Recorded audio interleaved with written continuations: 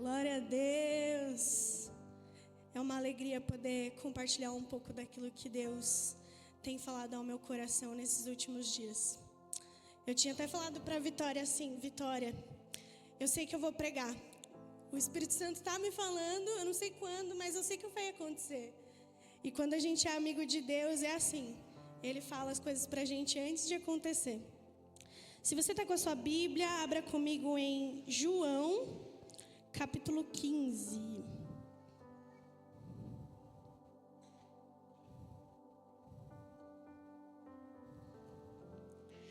Quando vocês forem achando, vai falando amém. Ai, droga.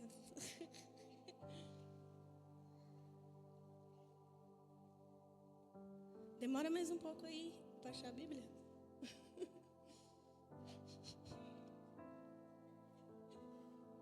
Obrigada. Amém. Viu? Será que a galera do som pode aumentar um pouquinho o retorno para mim, por favor? Eu sempre quis falar isso, mas é verdade, eu não estou me ouvindo. Amém. Versículo 1. Ai, obrigada. É que eu sou meio surda também, né? Versículo 1. Eu sou a videira verdadeira e o meu pai é o agricultor. Ele corta todo ramo que, estando em mim, não dar fruto, e poda todo aquele que dar fruto, para que dê mais fruto ainda. Vocês já estão limpos pela palavra que tenho falado. Permaneçam em mim e eu permanecerei em vocês. Como um ramo não pode dar fruto por si mesmo, se não permanecer na videira, assim vocês também não podem dar fruto se não permanecerem em mim. Eu sou a videira e vocês os ramos. Se alguém permanecer em mim e eu permanecer nele, esse dará muito fruto, pois sem mim vocês não podem fazer nada. Se alguém não permanecer em mim, será como o ramo que é jogado fora e seca. Tais ramos são apanhados, lançados ao fogo e queimados. Se vocês permanecerem em mim e as minhas palavras permanecerem em vocês, pedirão o que quiserem e será concedido. O meu Pai é glorificado pelo fato de vocês darem muitos frutos, e assim serão meus discípulos. Como um pai me amou, assim eu os amei. Permaneçam no meu amor. Se vocês obedecerem aos meus mandamentos, permanecerão no meu amor, assim como tenho obedecido aos mandamentos do meu Pai e permaneço no amor dele. Tenho dito estas palavras para que a minha alegria esteja em vocês, e a alegria de vocês seja completa. O meu mandamento é esse: amem uns aos outros como eu os amei. Ninguém tem maior amor do que aquele que dá a própria vida pelos seus amigos. Vocês são meus amigos, e se fizerem o que eu ordeno, já não os chamo de servos, porque o servo não sabe o que faz o Senhor. Em vez disso, eu os tenho chamado de amigos, porque tudo que ouvi do meu Pai, tornei conhecido a vocês. Vocês não me escolheram, mas eu os escolhi e designei para que vão e deem fruto, um fruto que permaneça, a fim de que o Pai dê a vocês o que pediram em meu nome. Este é o meu mandamento a vocês: amem uns aos outros. Amém? Fechem os seus olhos. Senhor Deus, meu Pai, muito obrigada, Senhor, pela Tua presença. Obrigada pelo que o Senhor já falou conosco até aqui, Pai. Mas como a corça suspira pelas águas, assim a nossa alma suspira por Ti, Pai. E nós somos incansáveis desse amor. Nós somos incansáveis dessa palavra, Pai. Nesse momento, leva cativa, Senhor, a nossa mente, o nosso coração, Pai. Que nós estejamos atentos àquilo que o Senhor quer falar conosco nessa noite, Pai. Em nome de Jesus, Senhor Deus, que toda distração, tudo aquilo, Senhor Deus, que nos impeça de ouvir a Tua voz, venha ser silenciado agora em nome de Jesus, Pai. Eu te agradeço. Amém. Glória a Deus.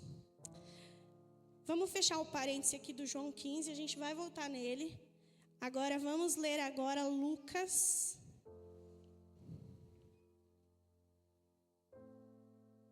capítulo 8.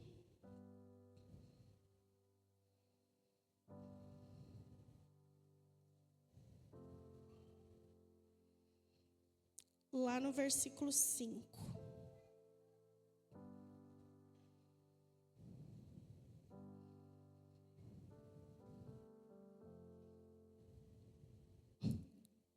Falaram amém, glória a Deus.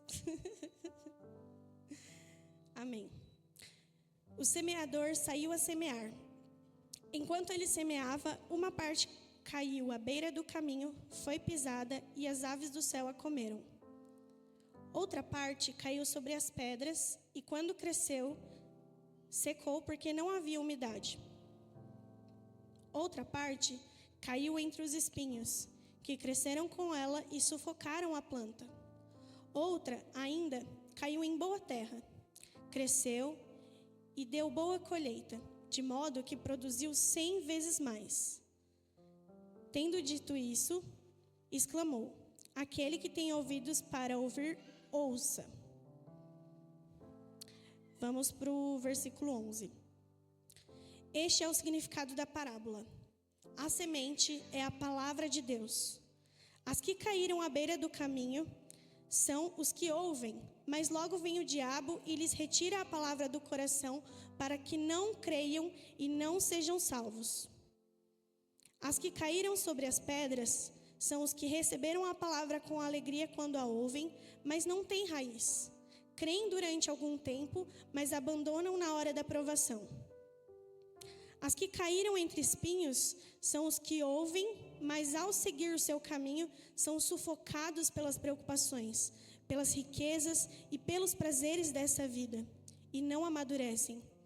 Mas as que caíram em boa terra são os que com um coração bom e genuíno ouvem a palavra e a retêm, e que produzem uma colheita com perseverança.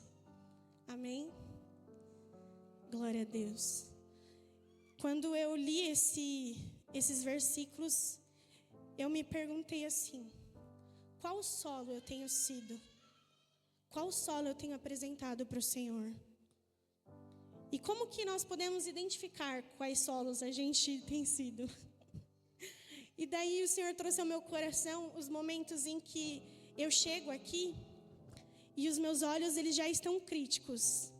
Eu já critico quem está ali na porta me cumprimentando, quem está aqui no louvor e a setlist que essa pessoa escolheu. Se tiver uma música que eu não gosto, eu já não adoro. Essa música aí, não gostei. Ou quando eu saio daqui do culto e eu falo assim: nossa, que palavra nada a ver. Às vezes realmente é nada a ver, mas quando se trata dos nossos pregadores, não é nada a ver, porque são pessoas que carregam uma responsabilidade tão grande e que buscam da palavra de Deus. Então, geralmente não tem nada a ver com o pregador. Geralmente não tem nada a ver com o irmão que me cumprimentou ali na frente. Geralmente não tem nada a ver com quem escolheu uma setlist com uma música que eu não gosto. Geralmente não tem nada a ver com as outras pessoas. Esse é um possível sinal de que o nosso coração, ele talvez não está num solo fértil para receber aquilo que Deus tem para falar para nós, muitas das vezes na vida dos nossos irmãos, na vida de alguém que cumprimenta. Quantas vezes eu já fui constrangida por aqueles que me receberam na porta? Quantas vezes tocou um louvor aqui e eu, meu Deus, pode voltar agora, Senhor, porque que glória, que presença. Quantas vezes uma palavra encheu a minha semana de adoração, de louvor, aquilo impactou a minha vida. A forma como nós reagimos a essas coisas fala muito mais sobre nós do que sobre os nossos irmãos. A nossa boca, ela fala daquilo que o nosso coração está cheio. Se eu e você, nós chegamos aqui e a gente só tem reclamações, ou a gente nem prestou atenção no culto para poder reclamar, então, talvez o nosso coração não tenha sido um solo fértil. O que a nossa boca tem falado? Aquilo que a nossa boca tem falado revela o nosso coração. Mas vamos falar de coisa boa. Não é só de chineladas que se vive um cristão, né? Então, eu comecei a pontuar. O que são sinais de um coração fértil no Senhor? O primeiro sinal de um coração fértil no Senhor é aquele que busca a palavra de Deus. Em Salmos, capítulo 1, versículo do 1 ao 3, diz assim. Eu vou ter que abrir aqui, eu não anotei. Glória a Deus.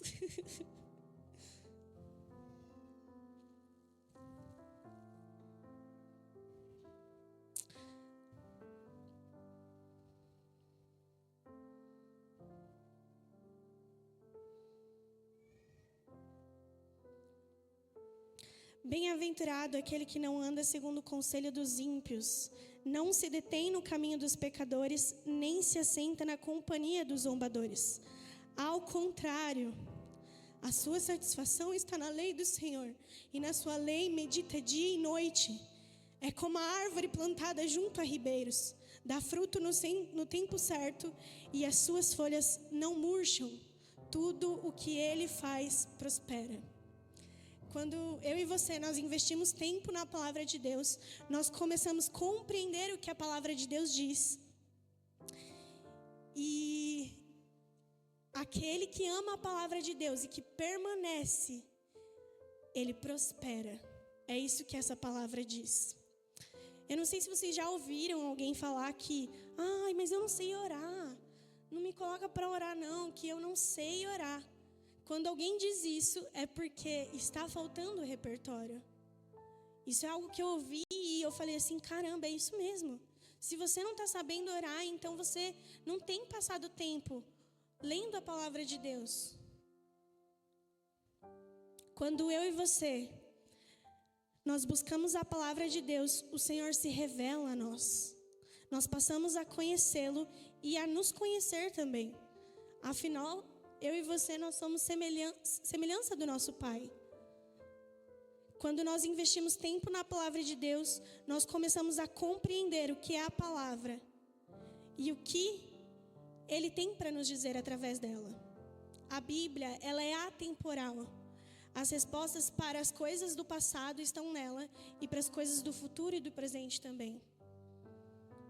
Se nós temos algumas perguntas ou algumas questões, a gente tem as respostas na Bíblia.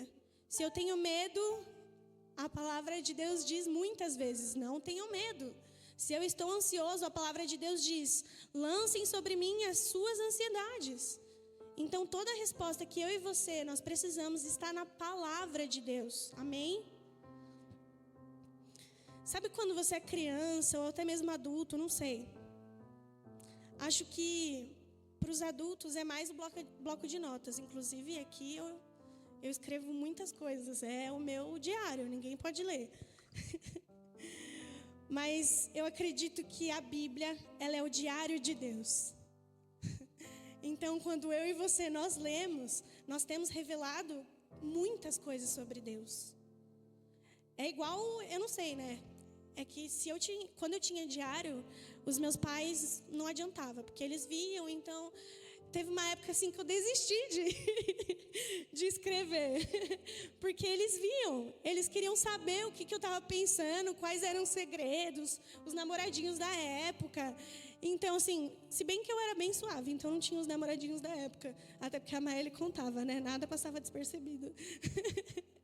Mas os pais liam o meu diário, os pais liam os diários dos filhos para saber aquilo que eu estava pensando, os segredos. E eu e você, nós temos um diário de Deus para saber aquilo que Ele pensa, aquilo que Ele tem para dizer a nosso respeito, aquilo que Ele tem para se revelar dEle, do caráter dEle, de quem Ele é. Amém? Beleza. Próximo tópico.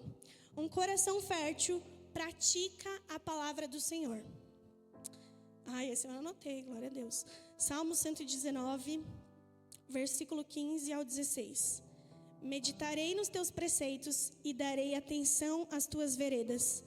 Tenho prazer nos teus estatutos e não me esqueço das tuas palavras. Aí eu marquei Romanos, mas eu não coloquei aqui para eu ler, então vou de Romanos. Romanos, capítulo 2, versículo 13. Porque não são os que ouvem a lei que são justos diante de Deus, mas os que praticam a lei é que serão declarados justos. Glória a Deus. Tiago 1, 22 ao 25. Sejam praticantes da palavra, não apenas ouvintes, enganando a vocês mesmos. Aquele que ouve a palavra, mas não a põe em prática, é semelhante a um homem que se vê no espelho, mas depois de olhar para si mesmo, sai e esquece da sua aparência. Contudo, o homem que observa atentamente a perfeita lei da liberdade e persevera na prática dessa lei, não se esquecendo do que ouviu, mas praticando, será bem-aventurado naquilo que fizer. Amém? Glória a Deus. Mateus 7, 24 ao 27. Portanto, quem ouve estas minhas palavras e a pratica é como o homem prudente, que construiu a casa sobre a rocha. Caiu a chuva, transbordaram os rios, sopraram os ventos e deram contra aquela casa. Mas ela não caiu, porque estava alicerçada na rocha. No entanto, quem ouve essas minhas palavras e não as pratica é como um insensato que construiu a sua casa sobre areia. Caiu a chuva, transbordaram os rios, sopraram os ventos e deram contra aquela casa. Ela caiu e foi grande a sua queda. Apenas saber da palavra de Deus não nos coloca em segurança. Se nós ouvimos os preceitos de Deus e não os praticamos, estamos apenas carregando um rótulo que não pertence a nós. Ah, porque eu sou cristão, mas eu continuo tendo uma vida promíscua. Ah, porque eu sou cristão, mas de segunda a sábado eu tenho uma vida que não tem nada a ver com Deus. Ah, mas eu sou cristão, mas eu vivo uma vida de conforto, onde eu não sou confrontado pela palavra de Deus. Se aquilo que eu e você estamos vivendo não está confrontando outras vidas, talvez nós devemos analisar o nosso coração. Evangelho verdadeiro causa impacto nas pessoas que andam à nossa volta. As nossas atitudes, elas falam. Você já reparou que quando você está crente demais, você perde muitos amigos? Comigo é assim. Quando eu estou crente demais, as pessoas se afastam de mim. Já se passaram muitos amigos pela minha vida. E muitos deles não permaneceram, porque aquilo que eu carregava ia de confronto com aquilo que eles viviam. E ou eles se convertiam, ou eles andavam comigo. Porque eu ia ficar ali, nossa, mas vamos na igreja. Eu tenho um amigo que eu convido ele 770 vezes para a igreja. Ele nunca veio. Mas toda vez eu chamo ele. E toda vez que ele precisa de uma oração, que ele está passando por uma dificuldade, ele me chama. Marcela, ora por mim. Aí eu fico, ai, tá bom. Mas vai na igreja, né, querido? Não sei o que salvo. A palavra cristão, ela vem do grego. Eu não vou repetir, porque eu não sou da Grécia, né, gente? Que significa pertencente a Cristo, ou relativo a Cristo. Eu não consigo pregar sem fazer uma piadinha. Então, a palavra que nós carregamos significa que nós pertencemos a Cristo. Se eu e você, nós falamos que nós somos cristãos, então nós precisamos viver como aqueles que pertencem a Cristo. A obediência tardia ainda é desobediência. Quando eu e você, nós não ouvimos aquilo que Deus tem nos chamado para fazer.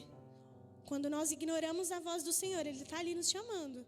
Ainda é obediência, sabia? Quando o Senhor me chama para fazer uma academia, porque o Senhor está me chamando, mas eu estou... Deus, só mais um pouco. Ainda é desobediência. Quando o Senhor fala para você não assistir aquele filme, ainda é desobediência. Essa semana eu ia assistir um filme de terror que eu queria muito assistir. Mas assim, eu queria mesmo. Eu estava na expectativa de lançar logo na Amazon, porque estava para comprar. E daí o Senhor falou, não assiste. Aí eu, tá bom. Então, aprendam isso. A obediência tardia ainda é desobediência. Se o Senhor tem chamado você para algum lugar, se o Senhor tem falado para você fazer alguma coisa, faça. É melhor obedecer do que sacrificar. E a gente aprende isso da pior forma possível. Amém? Próximo tópico. Um coração fértil permanece. Em João 15:5, que a gente leu lá no início, Eu vou ler de novo, que eu sou assim.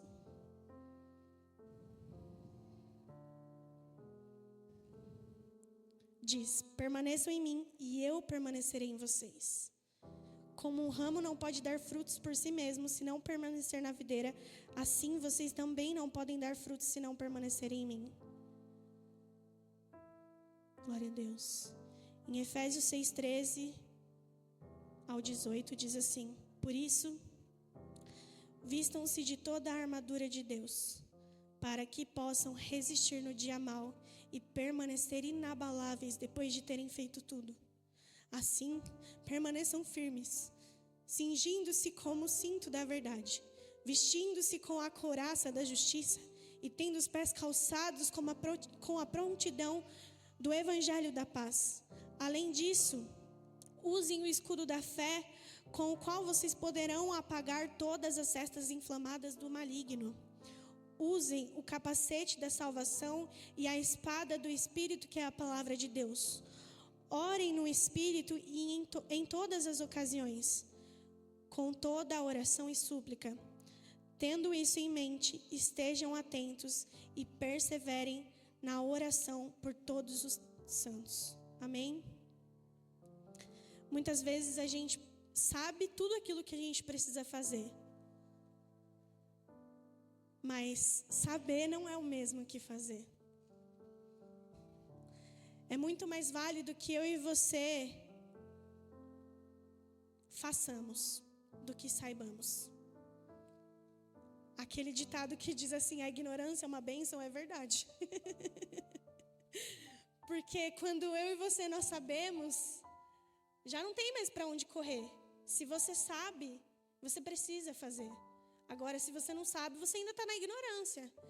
Mas saibamos, irmão, porque nós precisamos conhecer a Deus.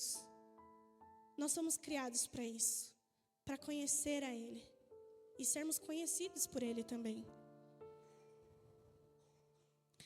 Assim como o pastor já pregou aqui, permanecer nem sempre vai ser pegando fogo. Nem sempre você vai estar aqui e você vai fazer assim: seja abençoado agora em nome de Jesus. Não. Às vezes, na maioria das vezes, na verdade, permanecer é disciplina. É fazer aquilo que adultos precisam fazer. Às vezes eu não quero, mas eu preciso fazer. Eu e você, nós não somos mais meninos. Crianças fazem o que querem e adultos fazem aquilo que é preciso. Eu vi, não lembro se foi um podcast de um cara que ele falava assim, ele não estava com fome, mas ele foi no Subway e ele foi lá, né? Na hora que ele pediu, ele já sentiu aquela fome, assim, meu Deus. E o Espírito Santo ministrou algo para ele: se exponha aos ambientes que te deem fome. Permanecer é sobre se expor a ambientes que nos fazem sentir fome. Às vezes você não consegue permanecer, mas tudo que você faz não tem nada a ver com Cristo. E daí o Espírito Santo vai falar em que momento com você. Em que momento a gente vai ouvir o Senhor. Esses dias eu estava assistindo série de madrugada e a série travando toda hora. Eu já estava, ai meu Deus, que porcaria. E daí eu entendi que o Senhor estava me chamando e eu não estava escutando porque eu estava assistindo uma série. Daí eu falei, amém, Senhor. Desliguei a televisão e fui falar com Deus. Mas às vezes eu e você, a gente está tão preso nessas coisas, preso nas coisas dessa terra.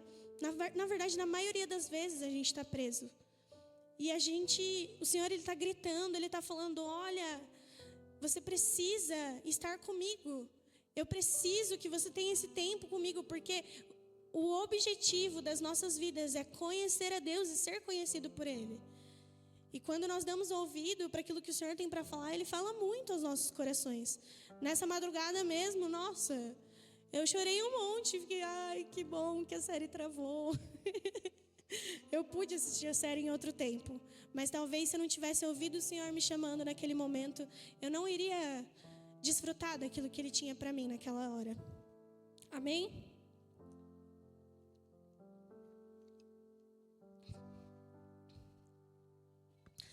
próximo tópico.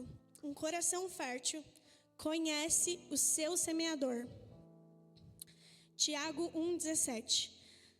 A vida que agrada a Deus não é a que acumula deveres religiosos. Temos uma única coisa a fazer: experimentar uma vida de relacionamento e de intimidade com Deus, o Pai das luzes, que não muda como sombras inconstantes. Na verdade, não é Tiago 1,17, mas Tiago 1,17 fala sobre isso. É que um escritor fala sobre isso. Então, permanecer em Deus e conhecer Ele tem tudo a ver com buscar a palavra de Deus. Permanecer em Deus nem sempre é fácil. Mas filhos... eu já falei isso.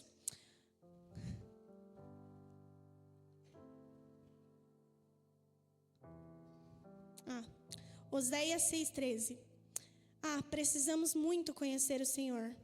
Vamos nos esforçar para conhecê-lo. E Ele nos responderá. Tão certo quanto a manhã que vem depois da noite, ou a chuva que chega com a primavera e rega a terra. Jeremias 29,13. Vocês procurarão e me acharão quando me buscarem de todo o coração. Quantos aqui já tiveram crises de identidade? Eu já tive várias. Ultimamente, na verdade, estou bem, graças a Deus. Mas a última, ela foi bem forte.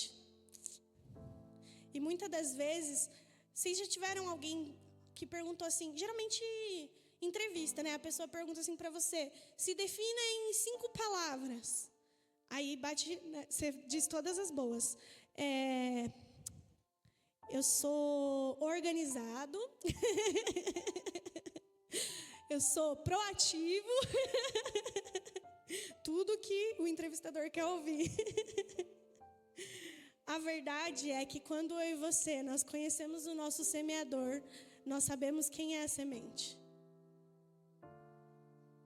Tudo que eu e você nós precisamos saber sobre nós e sobre Cristo está na Bíblia. E se você for ver, um ponto interliga no outro, porque esse é o processo da vida cristã.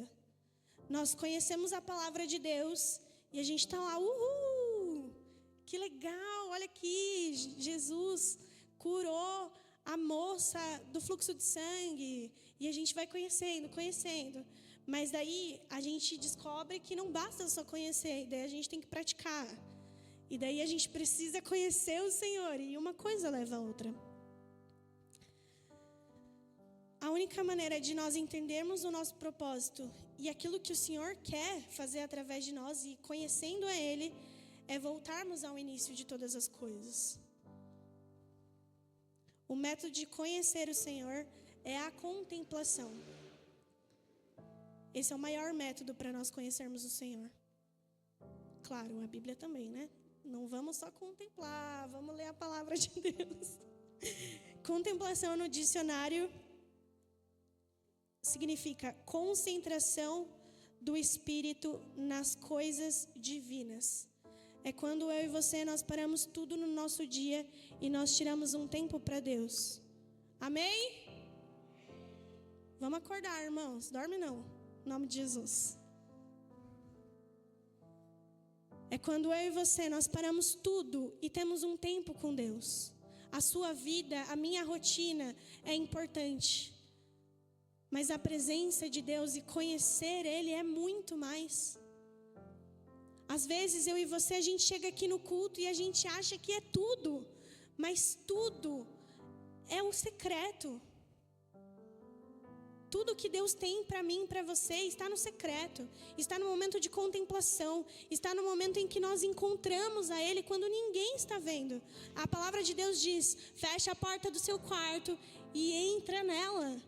Entra nela porque é o lugar da minha habitação. Essa aqui é a Marcela falando. Mas entra nesse lugar.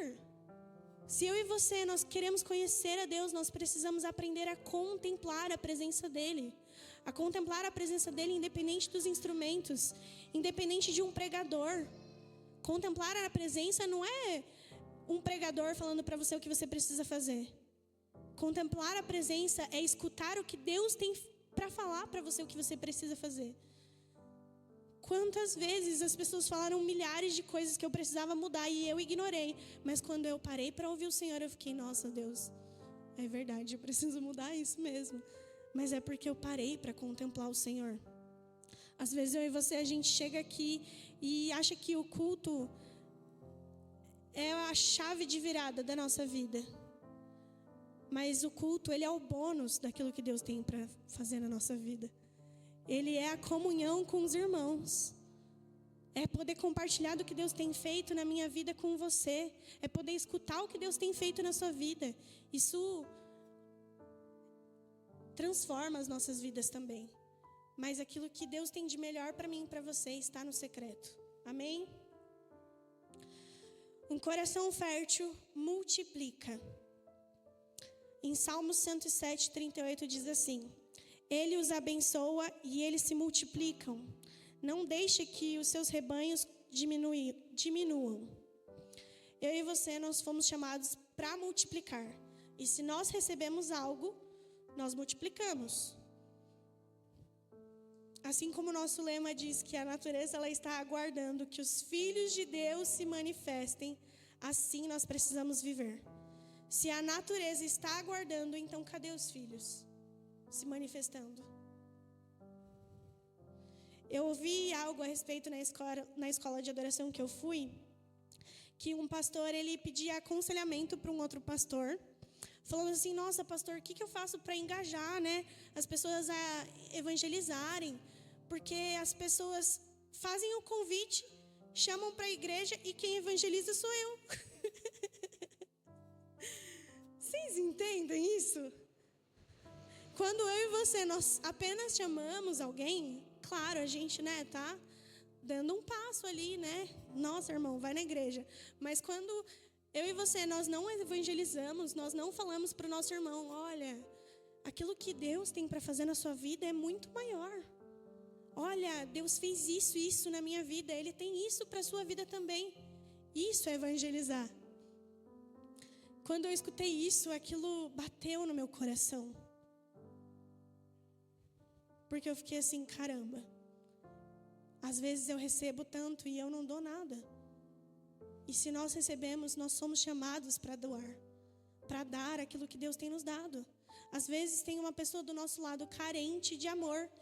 E a gente tem amor para dar. Às vezes alguém do nosso lado está ali precisando entender sobre o perdão. E a gente tem perdão para dar. A gente tem a palavra de Deus, que é tudo, que supre tudo.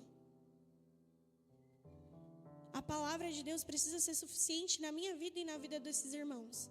Mas alguém precisa ser levantado. A quem enviarei? Quem há de ir por nós? Amém?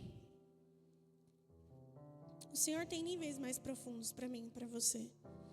Portanto, vão e façam discípulos de todas as nações, batizando-os em nome do Pai, do Filho e do Espírito Santo. Mateus 28, 19. Ele lhes disse, vão pelo mundo todo e preguem o Evangelho a todas as pessoas. Marcos 16, 15. Uma vez, não nessa conferência, mas na última conferência, o Felipe Galvão ministrou algo no meu coração e ele trouxe o seguinte versículo: quem muito foi perdoado, muito ama. Eu e você, nós fomos muito perdoados.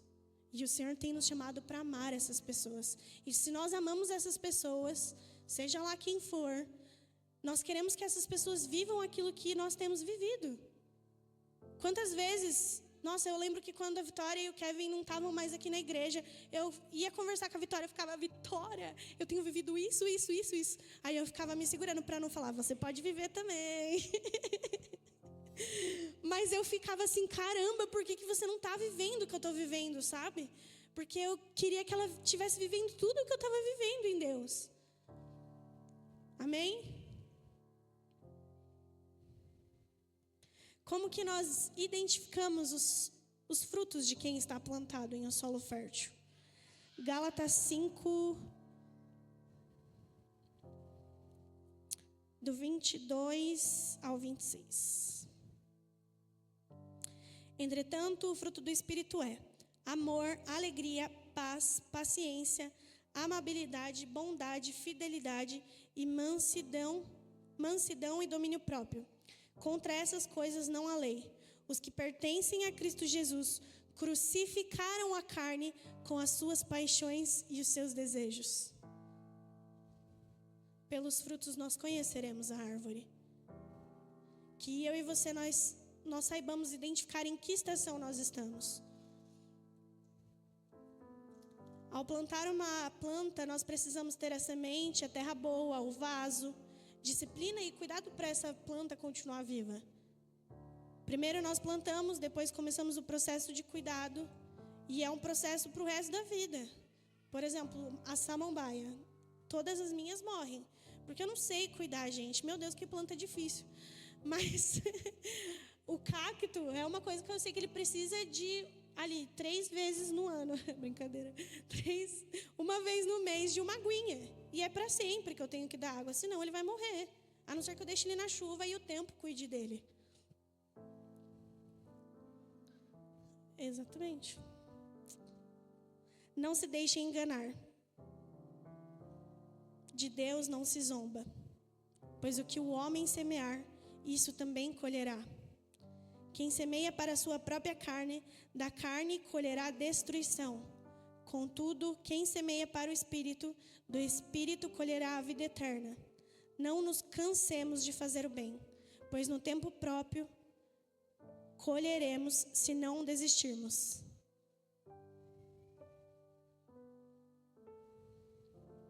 Cultivar a presença de Deus envolve zelo, envolve cuidado, envolve persistência, envolve permanecer, envolve responsabilidade. O mais importante de todos esses tópicos é que eu e você nós conheçamos a Deus, pois esse é o nosso propósito. É para isso que eu e você nós fomos chamados. E se nós conhecemos a Deus, todo o resto vem no combo. Ou pelo menos a gente espera. O louvor pode vir subindo já.